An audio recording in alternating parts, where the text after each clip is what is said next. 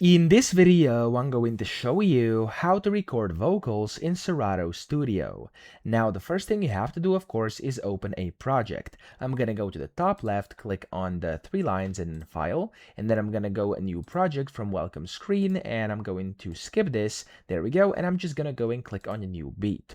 Now, as you can see, by default, it's going to look like this, and then if you want to record vocals, first you want to set up your input, so your microphone. I'm going to go to the Settings cogwheel top right, click on Setup, and then in Audio over here, you have the audio input. You can just go and select whichever one you want here. I'm using my Yeti mic over here, so I'm going to click on the Yeti microphone, and there we go. You can also set your output if you wanna, and of course the sample rate and the buffer size.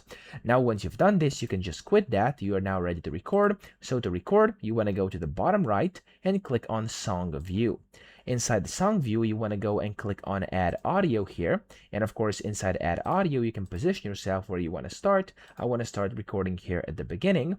And then, of course, you want to make sure the input is correct. For me, it's mono 1. And you can just go ahead and hit this record button. And whenever I click on the play button, or of course if I wait for a few seconds, it's going to start recording automatically, and as you can hear over here, and of course see as well, it's actually recording my audio.